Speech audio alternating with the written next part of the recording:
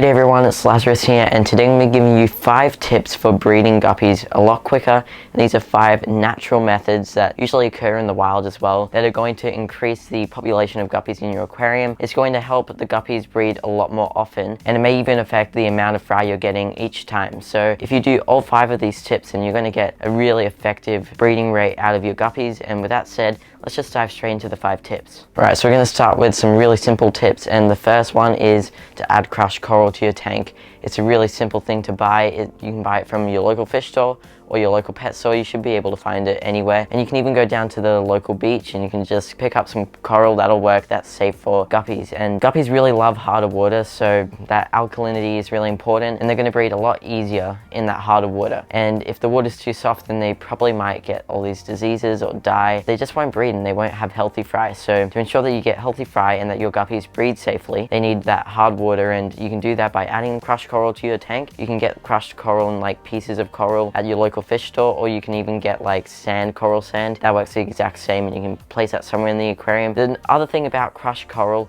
or coral in general is that it's going to keep a stable pH, which is really important when you want to breed any fish.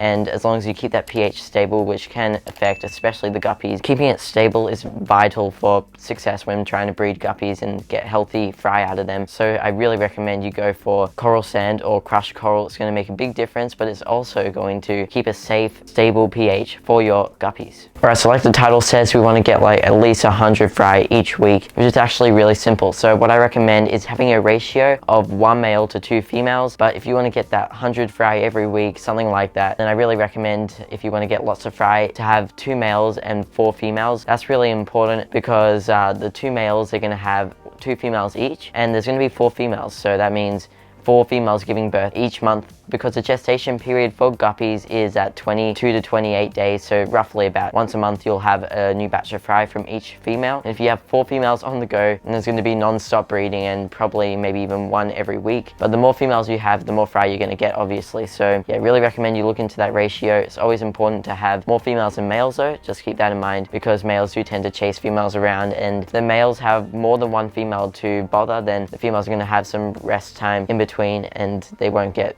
burned out. Tip number 3, and this is going to go a long way, is to condition your guppies with live foods. So if you really want to get healthy and properly developed fry out of your guppies, I highly recommend you condition your guppies with live foods. It's super important, and some live foods that I recommend the most is baby brine shrimp, black worms. Really recommend you try those live foods because they have lots of protein in them, and they're going to fatten up those guppies, and they're going to basically get the females filled with fry. It's also a trigger telling them if there's plenty of live food coming around. Their natural instincts are going to tell them that there's a good source of food for their fry, so that's why they're going to think, oh, it's a great time to breed. Our babies will have plenty of food to eat from, and they're probably right, because you're going to feed the fry a lot, right? So yeah, I really recommend feeding live foods. It's going to make a huge difference. Now, going from tip 2 is, if you want to have like lots of fry every week, like at least 100 babies each week, you're going to need a big tank. If you want to do this all in one tank, you need a really large tank. But of course, if you want to do this, if you want to get really serious with guppy breeding, then make sure you have several setups on the go, little grow out tanks, because it's going to really help out. But it's up to you if you want to have several grow out tanks or do it all in one tank. They're both possible for sure. But yeah, if you're going to produce lots, then definitely have other grow out tanks. But of course, the bigger the tank, the better for the guppies that you're breeding, because if there's more room in the tank, then they're going to have more space and going to feel like if you are raising the fry in the same tank with the parents, that fry are going to have more space to hide from the parents, because of course guppies are cannibals, if you didn't know already. So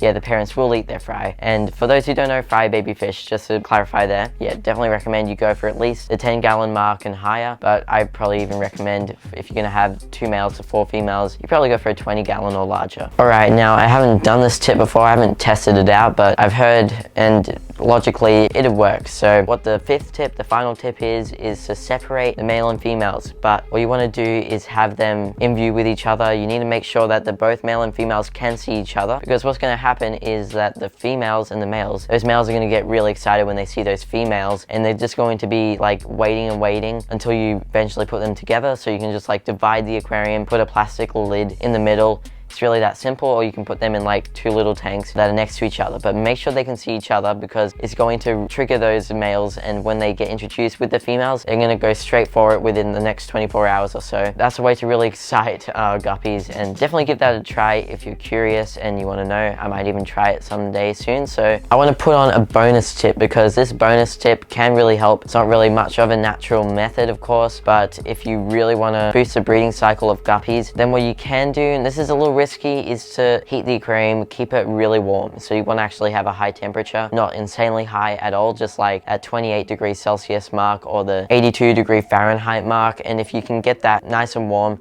then what's going to happen is that the guppies, their lifespan is going to quicken. So the warmer the water, the quicker the lifespan of the guppies, and they already have a short lifespan. What this does though is that it's going to boost the gestation period, which means because their life cycle, their lifespan's getting shortened, everything's going to happen a lot quicker, so they're going to breed more often, and it can kind of burn out your guppies. So definitely don't go over the top. Don't go any higher than 28 degrees. Otherwise you're going to run over so many problems and your guppies are going to die in a really short period of time. It can also be unhealthy for the fry, but I mean, people do it and it works really well for them, and some people just even have the tanks really warm anyway. Well, there you have my 5 plus a bonus tip if you want to boost the breeding cycle of guppies. Really easy. Thank you for watching, guys. Hope you enjoyed, and if you did, let me know in the comments down below. Have an awesome day, and I'll see you all in the next video.